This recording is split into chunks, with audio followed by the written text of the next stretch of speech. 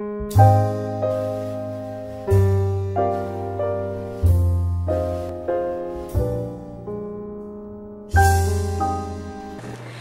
everyone, it's Lily and welcome to my channel.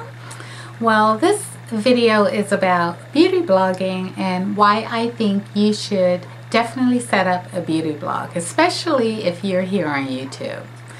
But before I get into the nuts and bolts, I just want to share with you what I made blogging for the month of October 2014 so far. Right now I'm showing you my PayPal activity sheet for my transactions for the month of October. And the first box is showing you that I received 7 payments in the last 30 days. The second box is the income that I received for the month of October. I received $1,194.25. So the third box that says charts and graphs is showing you the amount that I received for this quarter. So now that you've seen what I made so far for the month of October, I just want to tell you a little bit about why I put that out there. Now I have a lot of friends, well, internet friends. I've met some of them at blogging conferences and they're so much fun and I love to go to them. And I love to go to blogging meetups and meet some of the other beauty bloggers, especially those that fly in to town for IMATS, which is the International Makeup Association trade show, and just other makeup shows that they have around, a beauty con. But anyway, I was talking to a blogger through Facebook Messenger, and she was kind of asking me about some of the media companies I work with, and I didn't want to give out that information, but I just told her that I don't have a problem getting campaigns, and as a matter of fact, for the last 4 or 5 months, I've been making over $1,000 a month, in my campaigns. But it's a lot of work, and I've been making that much, and she didn't believe it. So I decided that, well, I'll work with you, but I need to get it together on what I can, offer you and what information that I have to offer you as far as all my research, because I've been blogging for a long time. And I'll, get back to you. So in the meantime, I thought, well, if I'm going to offer my services to one person, why not offer them to everyone? Because there's a lot of people that say, oh, I like your blog and I wish I had time to blog. But I'm going to tell you, it does take up some time, but the time that you put into blogging just reaps so many rewards in the long run. So my blog is Fun, Fierce, Fabulous, Beauty Over 50. It wasn't always a beauty blog. I didn't start actually uploading beauty blog posts until, I'm going to say, 2012. So the last 2 years. And once I started uploading beauty blog posts, my blog kind of took off in the whole blogosphere scheme. How do you get established as a blogger and start getting paid is that you have to have clout. Now there are 3 ways to gain clout. The first way is through social media, and that's all your social media outlets. You have your YouTube, which they really don't use, but you have your Twitter, your Facebook, your Pinterest, your Instagram, LinkedIn, and there may be a couple more, but those are the main ones. And you have to have a substantial amount of followers. Now I think for me, I probably have somewhere between 35,000 and 50,000 followers across all of my social media platforms. That number I believe is low, but it's enough to get me campaigns and get paid for it. Now there are some beauty bloggers that have over 100,000 followers across all their social media platforms, and I can tell you a fact that they are demanding $1,000 per blog post. The most that I have ever got paid for a blog post was $500, and to me that was a lot of money. And all you can do is ask for it, and if they counter you, you may counter back. It's a game when it comes to bloggers getting paid, because there is no standard there's just no standard, income platform that we can go to and look at or compare with. And bloggers are very secretive about the media companies that they work for and PR companies that they work for and how much they're paying them. You really have to pull strings to get that information.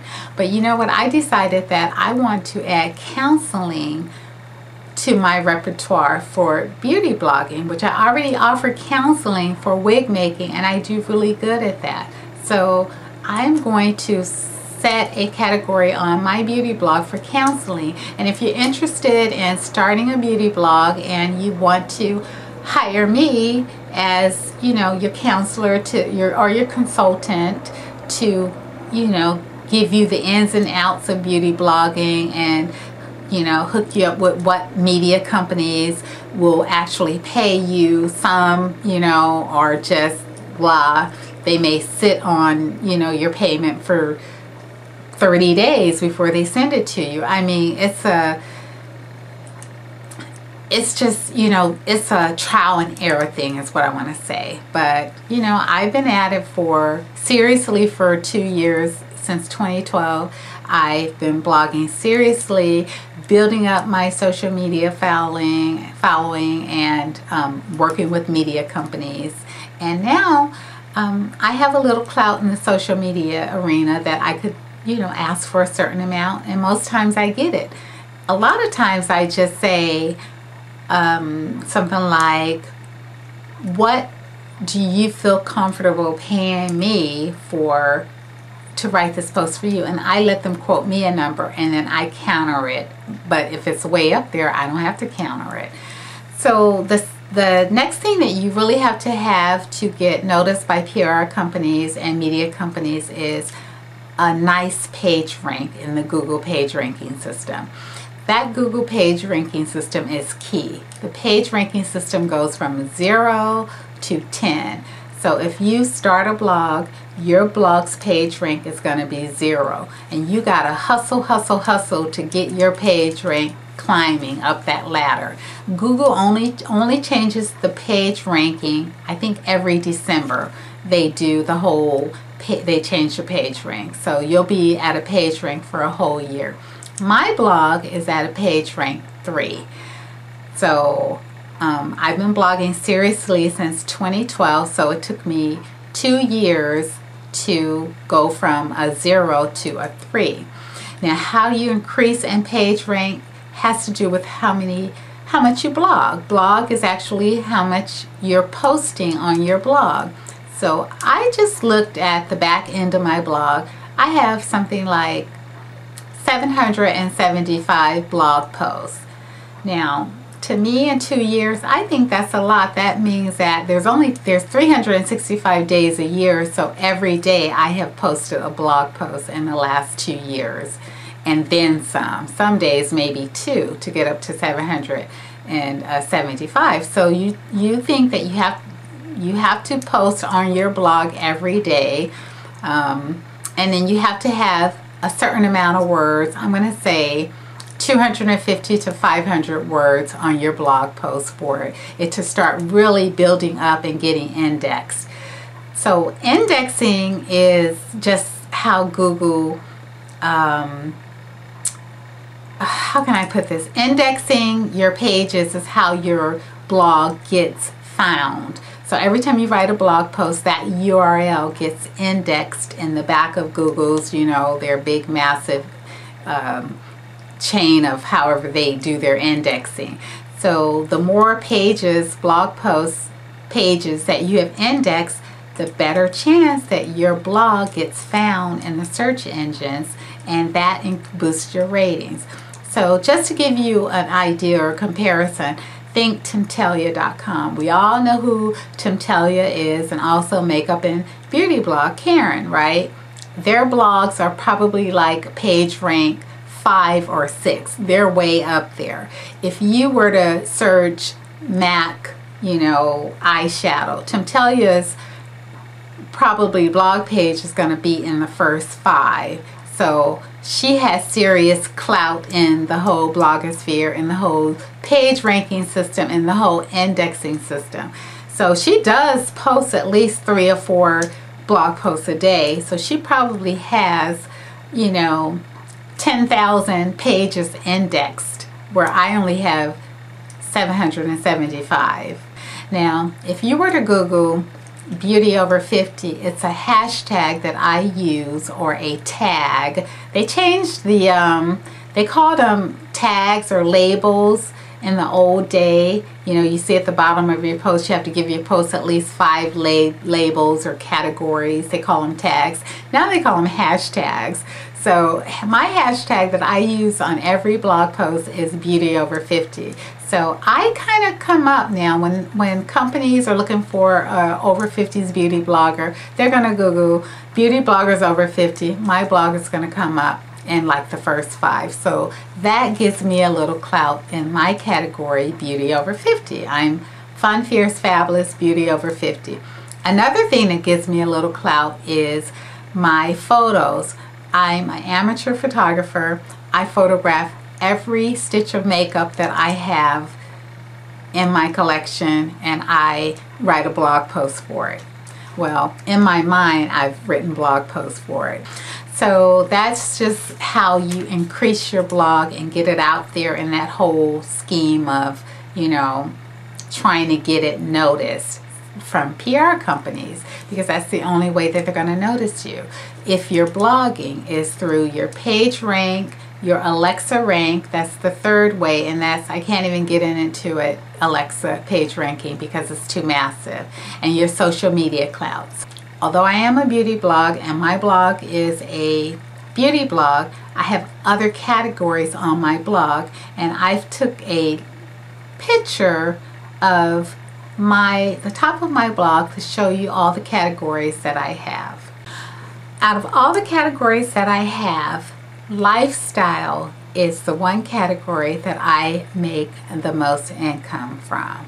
I get tons of blog posts that fall under that category, lifestyle, because of course, if I'm working with a car company, it's going to go under lifestyle. If I'm working with, you know, a computer software company, it's going to go under lifestyle. If I'm working, you know, for a big major department store, or, you know, like Walmart or Costco or something, it's going to go under lifestyle. But if I'm working for, you know, a bridal wear company or lingerie, that's going to go under fashion. Or if I'm working for skincare or writing for makeup or skincare, that's going to go under beauty. But most of my campaigns fall under lifestyle, and if I hadn't had that lifestyle category on the top, I probably wouldn't be getting these campaigns. They'll just say, oh, she's just a beauty blogger, and I'm, you know, a big car company, or I'm a PR company, you know, representing this big car company. She's not gonna, you know, wanna, you know, put a blog post about a car on her beauty blog. But yeah, I will. So that's why I had to put that lifestyle up there, that fashion up there, and start, you know, writing posts on my own to build that category up. So under lifestyle, I have, you know, posts like my backyard landscaping and, you know, roller skating at the beach, you know, just some stuff. You gotta just build up that category. And so under fashion, you know, because I'm retired and I just have closets full of exercise wear, so you're just gonna see fashion posts with me posing with, you know, highlighting different exercise clothes. And lifestyle, I also have a lot of fitness because I do yoga and all that stuff. So all that, you know, you just build up your lifestyle section, you build up your fashion section, and of course your beauty blogger, so I don't even have to tell you about beauty. But those are the 3 categories that you need on your blog: beauty, fashion, lifestyle. And I wouldn't say do a blog with have the categories like, you know, hair, skin, nails, all that can fall under beauty. Those are considered subcategories. But organizing your blog is something that I can help you with as far as consultations. And if you are interested in setting up a blog, feel free to click on my link below and look at what I offer for consultations and my consultation fee. But anyway, this is just my little 411 on why you should become a beauty blogger, and I hope you've learned something. And sorry that this video was so long, but I had a lot to say. And thank you for watching.